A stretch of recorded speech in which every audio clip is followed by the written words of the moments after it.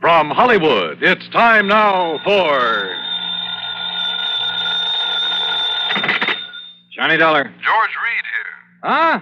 Hey, now listen, George. If Floyd's of England keeps handing me cases, how can I work for the other insurance companies? Well, what I'm calling about this time isn't really a case. So what, as long as the company pays my expense account and maybe a nice little fee to boot? Fee? Sure.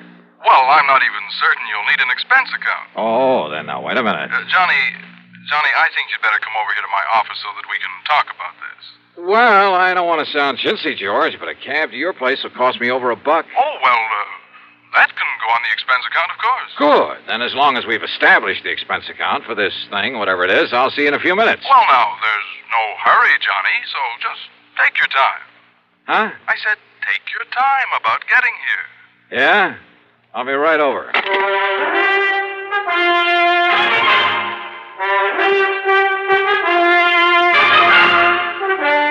Bob Bailey in the intriguing adventures of the man with the action-packed expense account.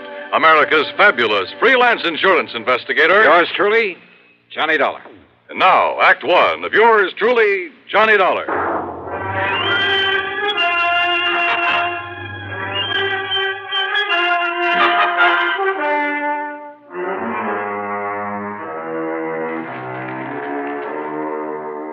Expense account submitted by Special Investigator Johnny Dollar to Floyd's of England, North American Office, Hartford, Connecticut. Following is an account of expenses incurred during my investigation of the cautious celibate matter.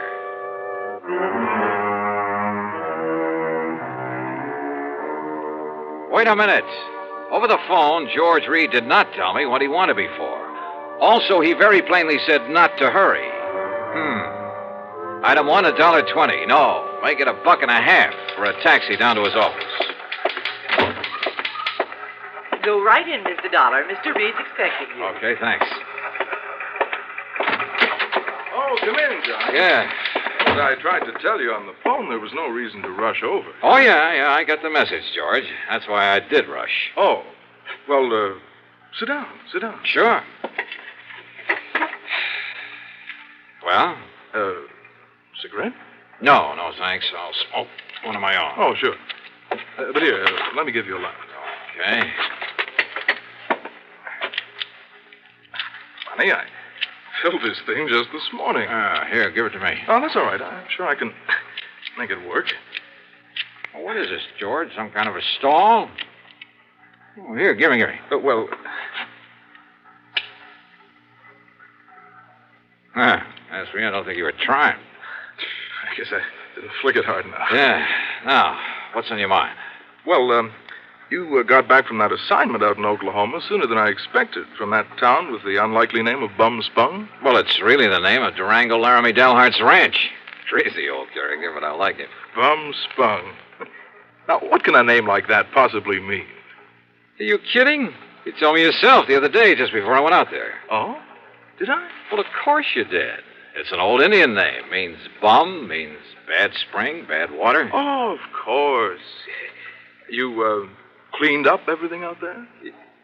What's the matter with you, George? Didn't you read the report I handed in with my expense account? Well, I sort of glanced over it, but you're coming back so soon, and with Durango's pretty niece out there, Carol Dalhart.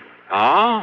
What about Carol? Didn't I, kind of get the impression that Durango would like to have you marry her? Well, you should have. Every time I get within spitting distance of Oklahoma, I expect him to shove a shotgun at my back, and, well, that's why I left there in such a hurry. Oh? Sure, right after settling that insurance matter. Only it was for Durango's old pal, Sidewinder Wilson. Another character. Yes, Durango was here in Hartford, but Carol was there, wasn't she? Yeah, she certainly was. And, George, I'd love to have stuck around a while, to be with her. Mm-hmm. But when I got word that Durango was about to get back there, that he was bringing along a preacher, brother, I took off. Why, Johnny? Why? Well, let's face it, George. I'm afraid I'm a confirmed celibate. Well, at least you say you are.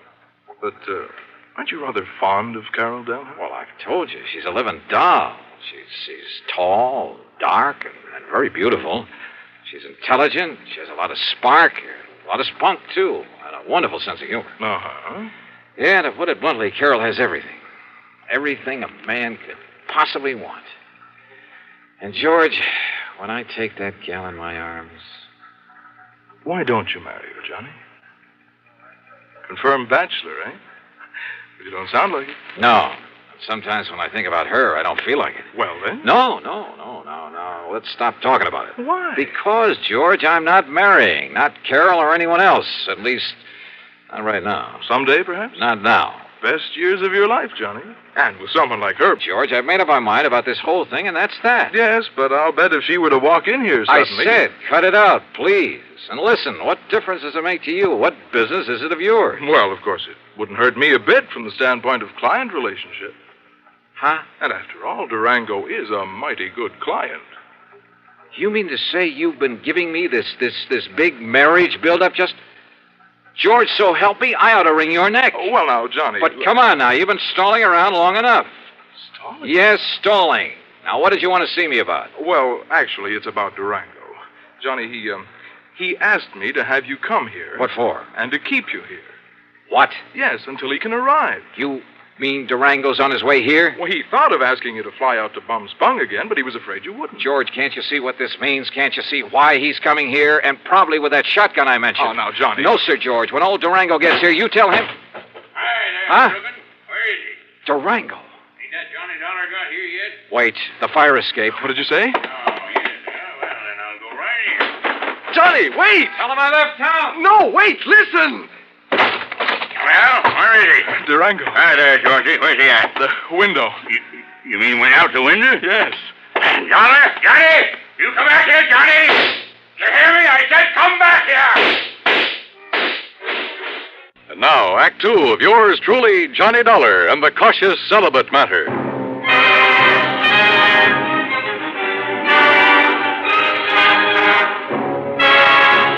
Needless to say, when that wild old character, Durango Laramie Galahad, started shooting at me in the office building, well, I really made time down that fire escape. And I didn't stick around to see how he was going to square himself with the police. Because before I could even reach the nearest corner, a couple of prowl cars pulled up in front of Floyd's of England and out piled half a dozen cops, all pulling their guns. No, sir. I grabbed a taxi. That's item 2, and it comes to $5 even for the fastest ride I could get to my apartment. Because Durango's presence in Hartford can mean only one thing. Yes, sir. He was still obsessed with the idea that I should marry his niece, Carol Dalhart. Sure, I care a lot for Carol. Maybe even love her, I don't know. And I know that she likes me a lot. But I also know that neither of us is going to be railroaded into marriage by old Durango.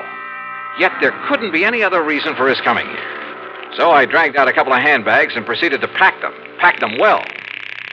Then item 3, another dime for a phone call. George Reed here. So what happened, George? The cops haul him off and throw him into the clink? Durango? Who else? Johnny, this man is unbelievable. It's fantastic. Huh? I don't know how he worked it, how much it cost him. And, of course, as always, he came here loaded with money. Thousands, Johnny. Yeah? Well? But the police didn't even take those 6 guns away from him. Oh, brother, all the more reason why I'm getting out of here. Yes, Durango still thinks he's living in the old days of the wild and woolly West when the only... What? You're leaving? Oh, you bet your life I am, and I'm putting all the costs of transportation on expense account. Well, now listen. After all, it was you who got me into this whole thing. Listen to me. Where are you going?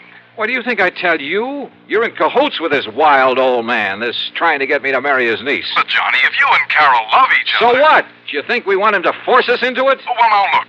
Suppose we... Yeah? Oh, come on, George. I'm in a hurry. George! Are you in your apartment, Johnny? That's right, but not for any longer than... Why do you ask that? You stay right there, Johnny. Durango. You just stay right there. I'm coming right over. I gotta talk to you, young feller, and that ain't all. You hear me, Johnny?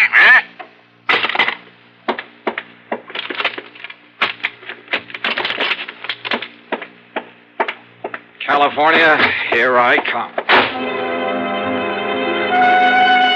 Thanks to the late hour, I was able to get a plane without any trouble, though I half expected to see Durango come tearing out to the field with those crazy 6 guns blazing before we took off. Incidentally, I used the name of Bailey when I grabbed my ticket, just in case. Oh, and incidentally, George, item 4 is a $146.85 ticket to Los Angeles. It's on my American Express credit card, but believe me, brother, I'm collecting from you. You may have to pay for a lot of travel before I'm through with this thing.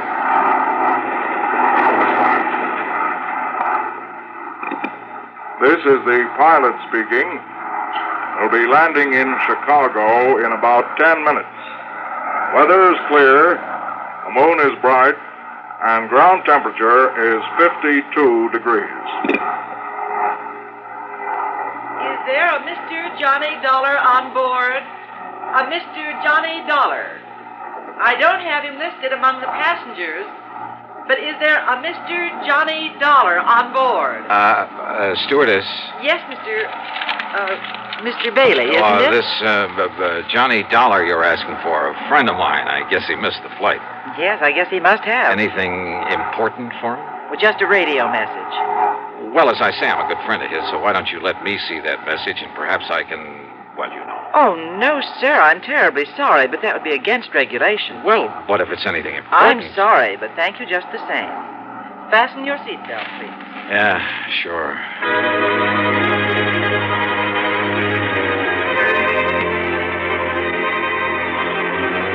When we landed in Chicago, I was tempted to grab a telephone, call George Reed, and ask him if Durango had given up the chase.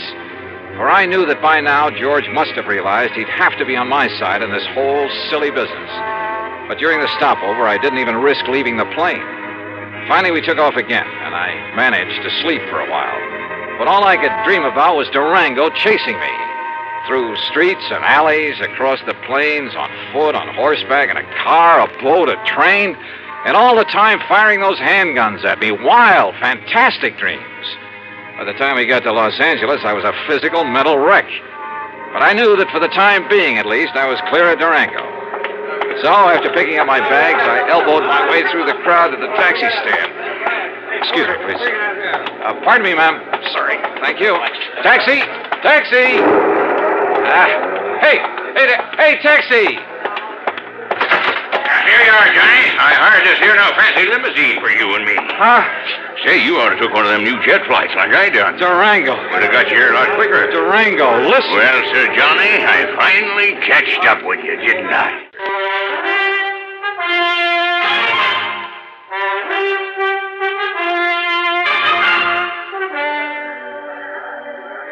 Durango. Well, Sir Johnny, I finally catched up with you, didn't I? Yeah, I guess you did. Well, you're the slipperiest young maverick I ever did see. Now, heist yourself up in this here now fancy limousine that I hired for you. Okay, Durango, whatever. Huh? Huh? What's the matter? Look, that man. Where? The other side of your car. Hasn't he got a gun there? Well, I have, so I'll soon find out. You wait here, Johnny. Oh, sure.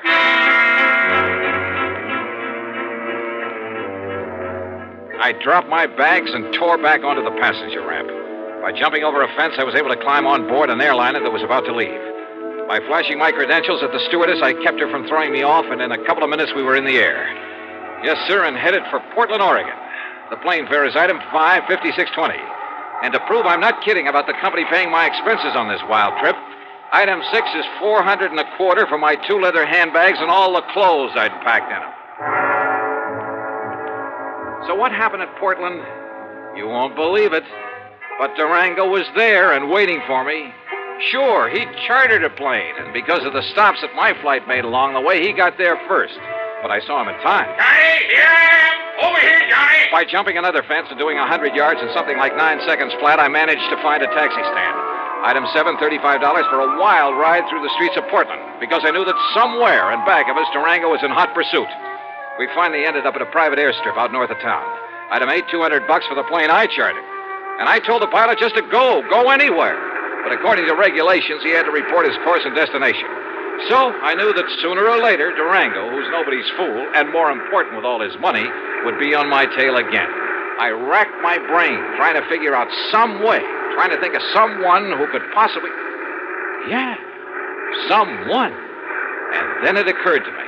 There was someone. Sure, of course. The one person in the world who was in the same spot I was. Sure, it could be like walking into a lion's den. But item 9, a total of $114. Plane, bus, train, and rental car. First to Enid, Oklahoma, then north to the broken-down little ranch at Bum Spong. And yep, Carol was there. That lovely, loving Carol.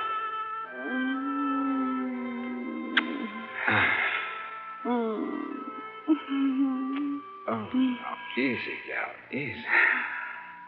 You don't like to be kissed. Oh, I do. Johnny. Well, I love it, honey, and you'd know it. But listen, has Durango been here? Oh, Johnny, I don't know where that old goot went. Yeah, well, I do. He went to Hartford. Hartford? Yeah, Hartford, gunning for me. That crazy old man is so set on having us get married, Carol. Well, that he... sure he is, but to go all the way to... Well, now, that's just carrying things too far. Yeah, I think so, too. I mean, if he thinks that by waving a 6-gun around... Listen, Johnny Dollar, I'm real gone on you. You know that. Well, yeah, and I think you know how I feel about But that doesn't mean that just because old Durango wants it that way, we've got to get hitched up together. No. At least not right away. So if he thinks he can shotgun you and me and... Oh, no. Durango! I knowed he'd be coming back to you, Carol, so now we really celebrate. Durango, you crazy coyote! Now, Durango, you stop that. You put down that gun and listen to me. Well, he's going to marry you, ain't he? Well, ain't he? No, Durango. No? No, at least... Well, not now. And in spite of the way you've chased me all the way across the country. Yes, Durango. Well, sure I chased you, but not on account of Carol, Johnny. Huh? Well, sure. I hope all the time that sometime you and her will get married up together. Well, then? But I give up trying to force you kids doing it. Huh? Well, I just figure when you're ready, well, then you will. But going to Hartford and chasing me that way. Huh? Oh, that. Yeah, that. Well, that wasn't nothing, Johnny. It's just that when you was out here last week and you kept my old pal Sidewinder Wilson from getting murdered... you know, Sidewinder's my oldest pal, Johnny, my best friend. Yeah, that's true, Johnny. And when you passed on the word that he was the one that found out about that killer, well, Johnny, well, you know now, he's the new chief of police down there at Fairweather. Yeah, well, bully for him, but I still don't see... So you being so good to him, I just wanted you to know I appreciate it. So, what I went to Hartford for was to give you this. Holy... Some of them's a bit dirty, crumpled up, and they got some... But when I counted right, there ought to be $10,000. There you are. Gee, Durango. Well, Durango, I don't know what to say. Yeah, you don't have to say nothing, Johnny. Just enjoy it. But are you sure you wouldn't like me to have the preacher come up from Enid and no, I guess not.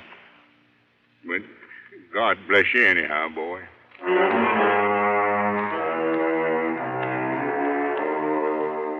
This time I did stay over for a couple of days. Yeah, and if I ever do take the leap... The expense account? Well, George, I'll still argue with you about it, but that's all. And the total, $1,053.45. Yours truly, Johnny Dollar. Here's our star to tell you about next week's story. Next week, a string of holdups, and behind them all is... Well, why don't you listen, find out for yourself. Join us, won't you? Yours truly, Johnny Dollar.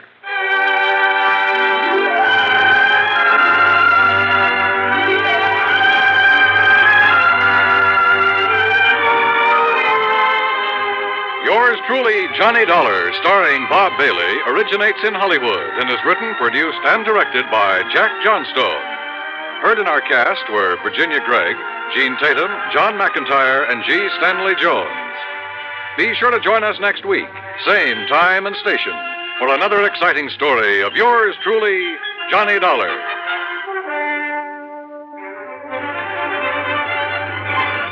This is Dan Cubberly speaking. See How He Runs on Suspense is next on the CBS Radio Network.